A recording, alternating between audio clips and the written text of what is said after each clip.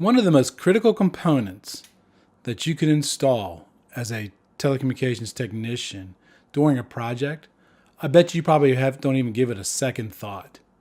But if you don't do it correctly, you can have equipment falling off the wall, you could have cables falling off the wall, somebody could get injured, and you could even cause it to be more dangerous during a fire. So today's show, we're going to give you 10 tips on purchasing and installing plywood for your telecom rooms.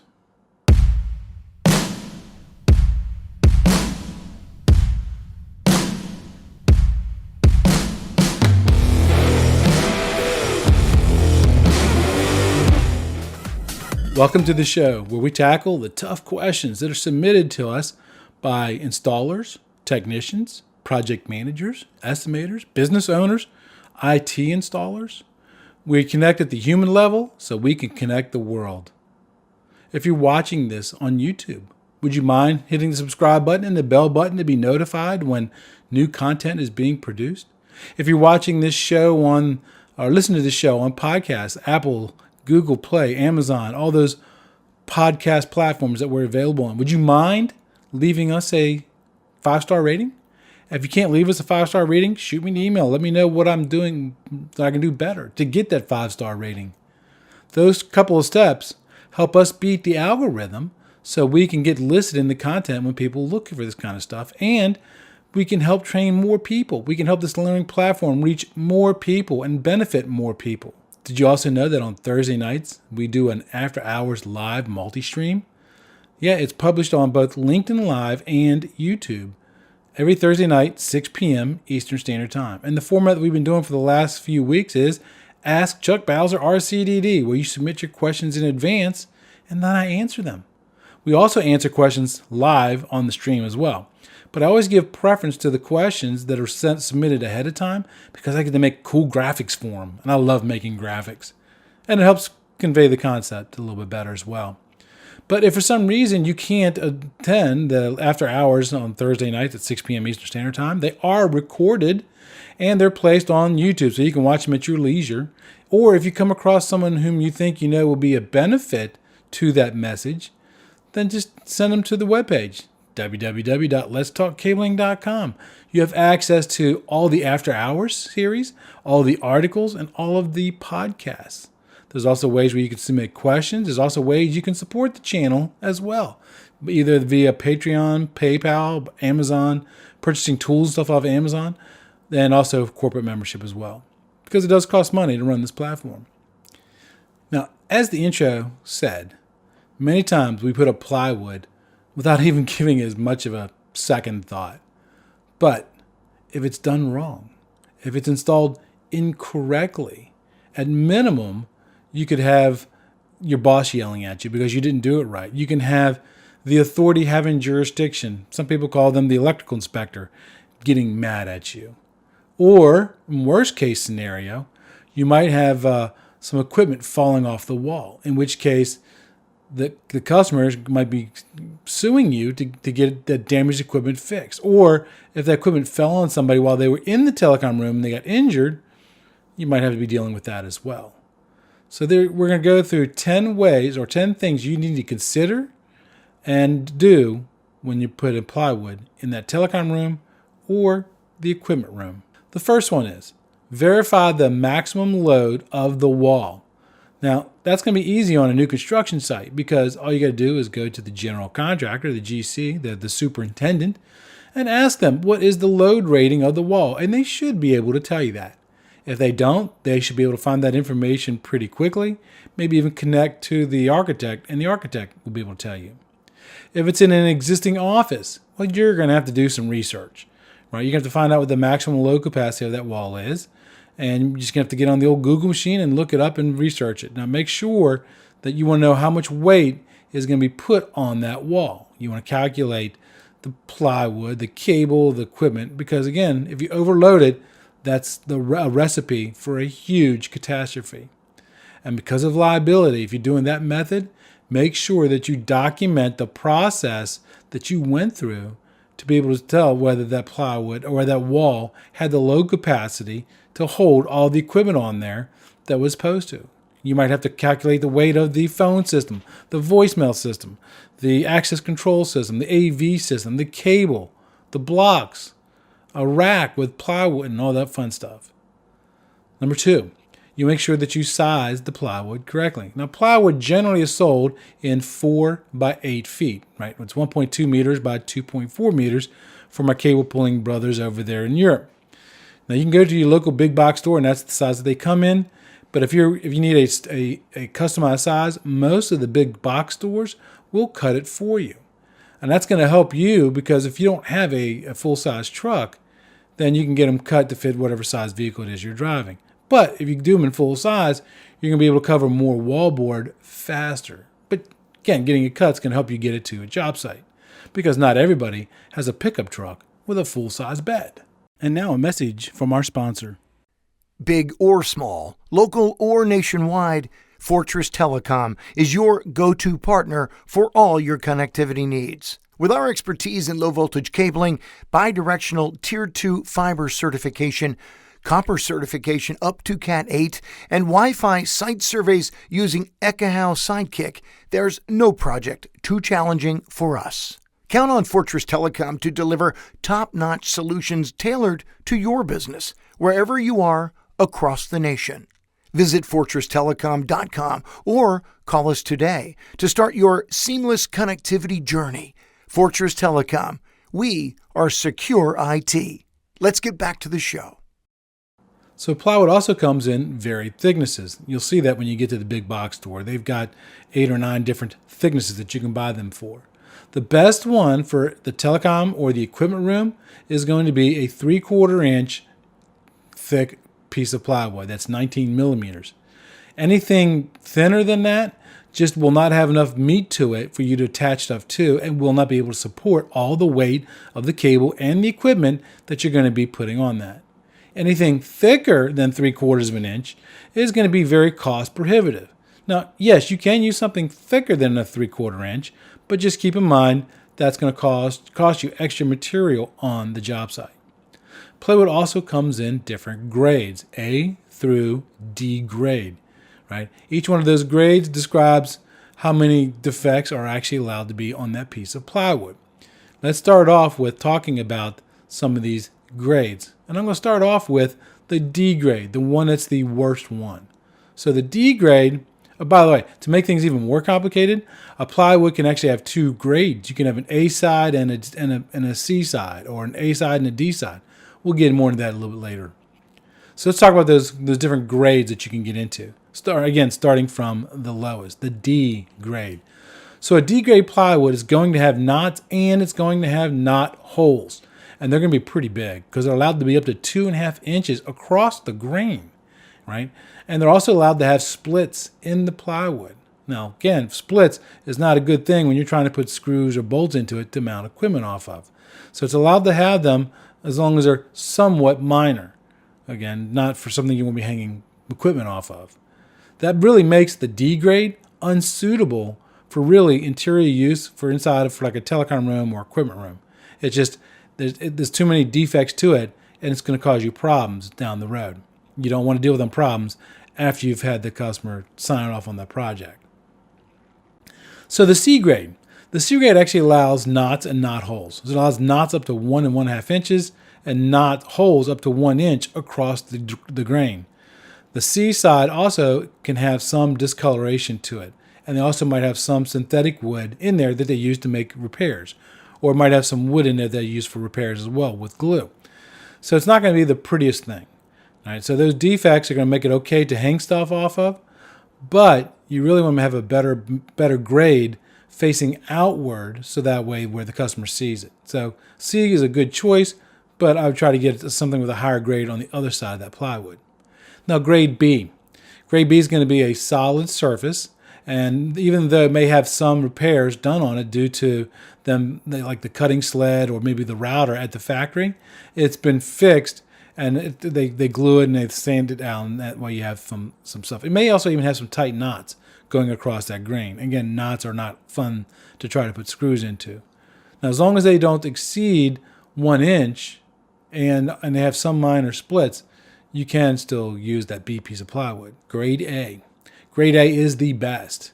It's going to have a smooth finish, which means you don't have to sand anything when you're done, which is going to be perfect for painting that surface because you don't have to sand it and then paint it. You don't have to prep it. It's already done. It's also, like I said, not going to require any sanding. That's one less thing you do on a job site. So an A-grade plywood will have no more than 18 neatly repaired blemishes on it. So you will not see any knots or knot holes. There might be some there, but they were repaired, and that way it's a nice smooth piece of plywood. Now, which should you use for your telecom room? Like I said, the best choice is going to be a combination. So you might want to get a A/C grade. Matter of fact, I think that's what they actually call for. It's 3/4 inch AC grade plywood. And when you mount that, you want to make sure that the C side of the plywood, the one with the knots and the knot holes, is facing towards the wall.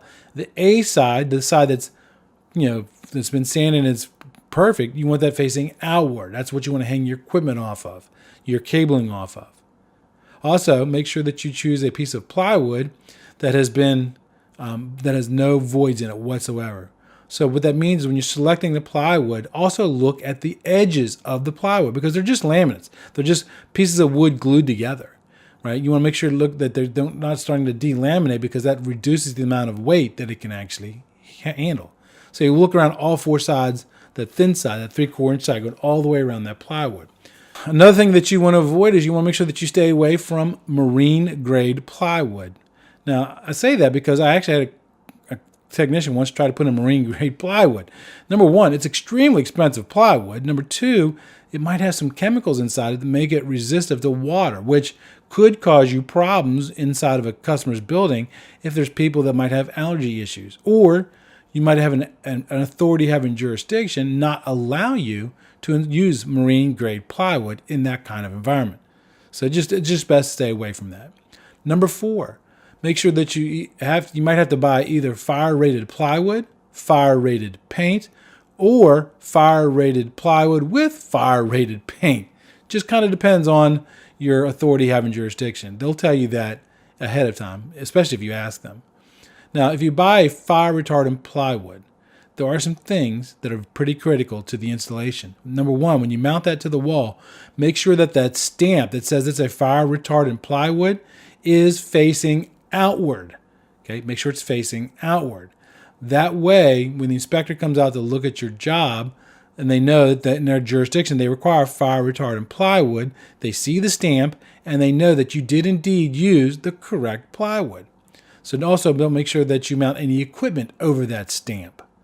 Now, some jurisdictions will not only require you to use a fire-retardant plywood, they're also going to require you to use the fire-retardant paint on that fire-retardant plywood. Right? It seems kind of redundant, but some jurisdictions will actually do that. Fire-retardant paint usually comes one of two different types. You can either just purchase the fire-retardant paint, which is extremely expensive paint. Last time I priced, it was over $100 a gallon. Or you can buy the chemical compound to put in any kind of regular paint, and then it makes that paint fire-retardant paint. Now, when you paint that plywood with that fire-retardant paint that you just made or you just bought, again, make sure that you don't paint over the stamp. The inspector's going to want to see the stamp when they do their final inspection. If they can't see the stamp, they are going to make you pull that plywood off the wall, put on a new one. Who has enough time in their day to do the same task twice? Nobody does.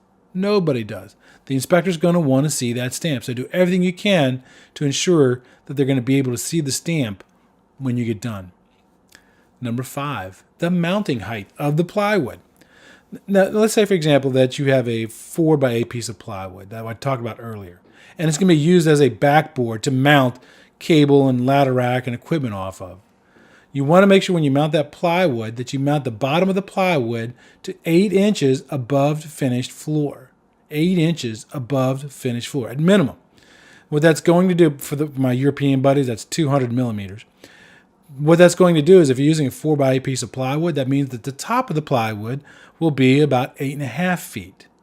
Now, let's be honest. In some rooms, some telecom rooms, the ceilings might not be that tallest part. So in that scenario, you want to make sure that you mount the plywood all the way up against the edge of the ceiling grid, And then that way the bottom edge of the plywood is somewhere between 4 and 6 inches. When you're mounting the plywood to the wall, you want to make sure that the longest edge, the 8-foot edge, is vertical. Okay, not horizontal. You want to do it vertically. Number 6, you may have to cut out holes to accommodate for electrical outlets. Now, this can be done one of 2 ways. One of the ways is you actually measure where that hole is going to be on your wall. Double check your measurements before you cut the plywood. Cut that hole in the plywood. You can do like with a drill and a jigsaw.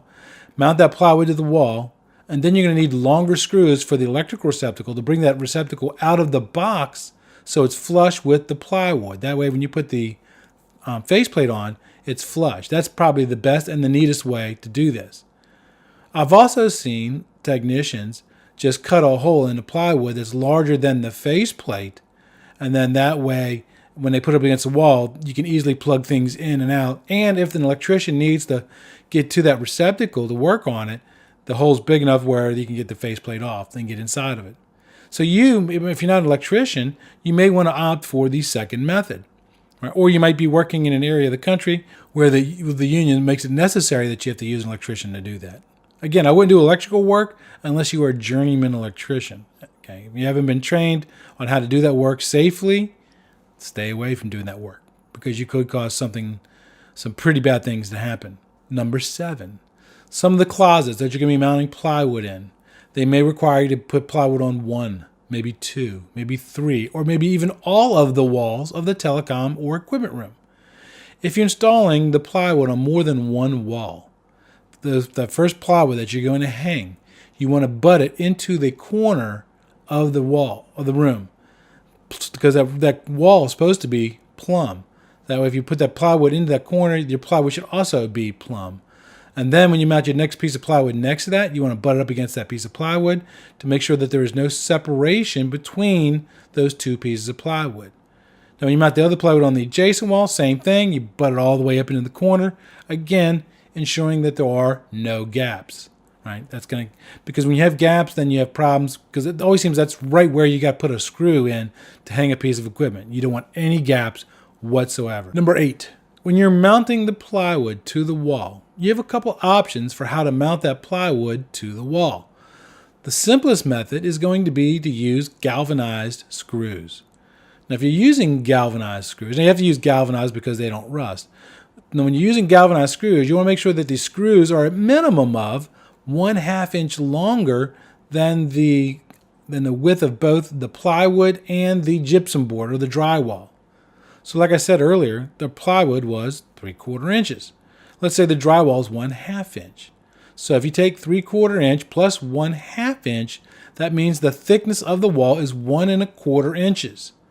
Now, since I said that I had to have a 1/2 inch going beyond that, I had a 1/2 inch that 1 1/4 inches, and that means I need to have at least a 1 3/4 inch long screw. That's going to ensure that the screw is long enough to go through both the plywood and the gypsum board and securely mounting into the stud. That's critical. Now, I've never been a big fan of screws and plywood. Problem with that is if you don't buy a piece of plywood that has been kiln dried to a maximum moisture content of 15%, as that plywood dries out, it will start to warp. And if you've got it mounted to the wall with screws, it could warp so much that it could pull the screw through the plywood. And then you'll come there one day and see the plywood kind of pulled out a little bit and the screw is still in the stud in the wall. So I've never been a big fan of using screws. A tip that I used to do when I had to use screws for a wall, I used to put liquid nails on the back side of the plywood and then screw that to the wall.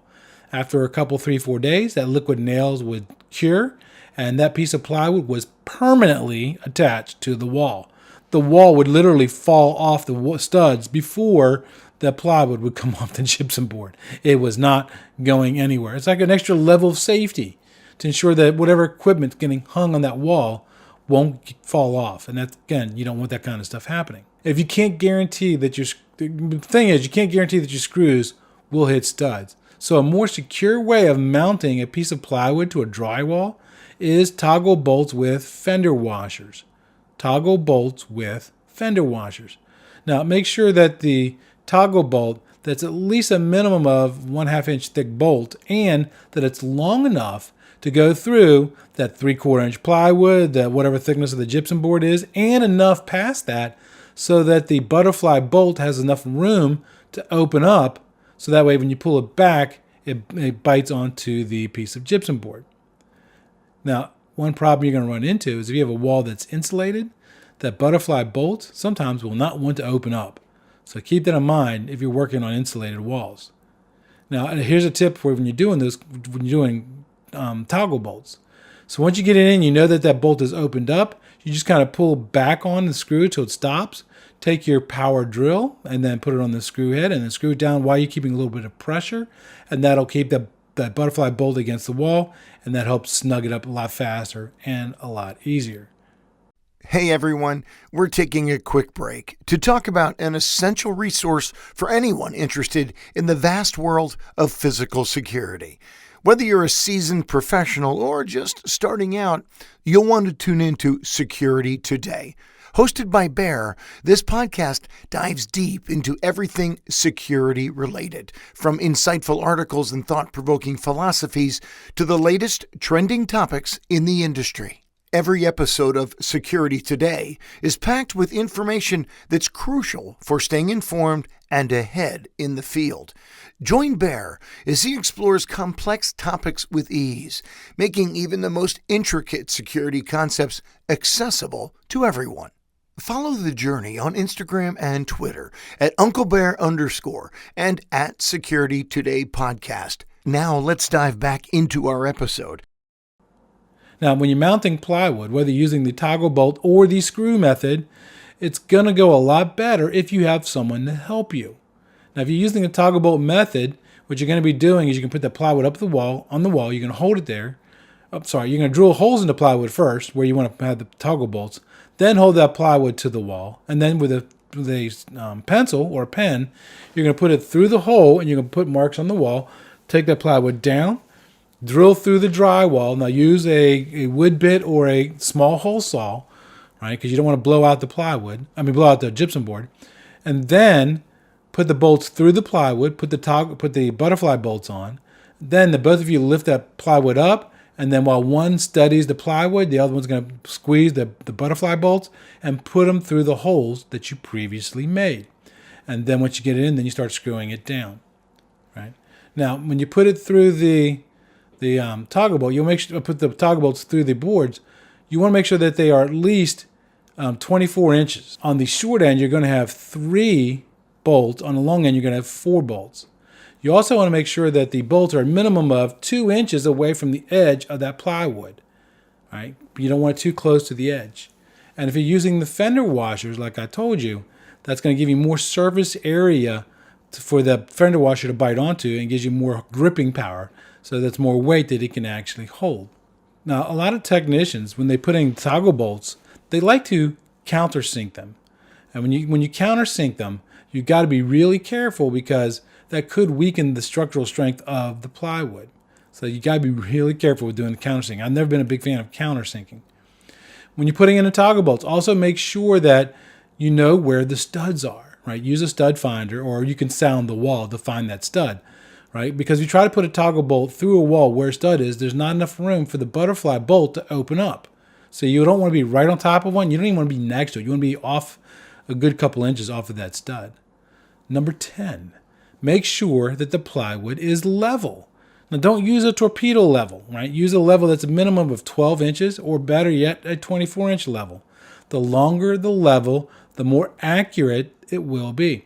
You can't necessarily go by, if you're putting it into the corner, like I mentioned earlier, you can't necessarily assume that wall was actually plumbed level. I've been in buildings where they weren't.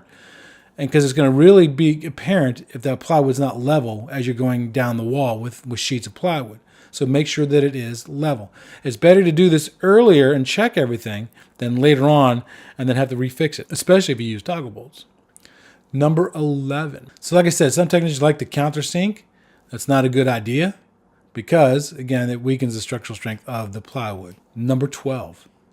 If you're mounting 110 blocks or another connecting block that's similar to a 110 block, What I used to do is after I mounted the plywood to the wall, I would take a circular saw and cut a 4-inch by 4-inch hole in the wall. I would drop all my voice cables down behind the plywood, come out that 4 by 4-inch hole, put my 110 block over that, route the cables through, and then terminate. That way you didn't even see the cables coming down.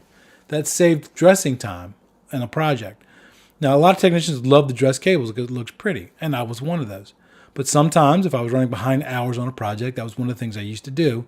And it hid the cable. And a lot of customers don't like looking at cabling. It just, all they would see is the termination block on the wall. And again, it saved me time on the job site because I didn't have to dress all those cables. But if you do that, make sure that you leave a pull string for the next person who's coming out to do drops down that wall. Also, make sure you understand if that's a fire-rated wall or not. If it's a fire-rated wall, don't go cutting a 4 by 4-inch hole into it because you're going to derate that wall or make it no longer a fire-rated wall. So I make sure you understand. A lot of times you can go up into the ceiling and they'll have it painted on the wall what hour rating that particular wall might be. Tip number 13. And this kind of goes back to step number 3 where I talked about the different grades of the plywood. So when you actually at the big box store and you're trying to buy that piece of plywood and you look at that big stack of plywood, don't buy the piece right off the top. Usually the piece on the top is usually the worst one because you really want to make sure that you go through the pile with a reasonable amount of time to find the best piece of plywood. Because if you do that up front, you're going to save yourself a ton of time on the backside. Because if you just grab that top one, you get it back to the job site and you realize it's warped or there's defects that you got to fix, that's going to cause you a bunch of time on the backside. It is perfectly acceptable to sort through a pile to buy the best piece of wood. All of the stores let you do that. So spend just a little bit of time up front to get the best piece of plywood. Because remember, it's a statement of your work. The customer's going to see that plywood. If it's a plywood that's warped or it's messed up, they're going to assume that you didn't really care about the job. So make sure that you do the best thing you do. So we went through 10 tips today on how to select and install a piece of plywood. I also even threw in 3 extras. So you got 3 freebies. I'm sure I probably missed a couple. If you can think of one that I didn't cover today, put that in the comment section down below. So that way we can share it amongst everybody. That way we can all become better installers and better technicians. So until next time, be safe. That's it for this episode of today's podcast. We hope you were able to learn something. Make sure to subscribe so you don't miss out on future content. Also, leave a rating so we can help even more people learn about telecommunications. Until next time, be safe.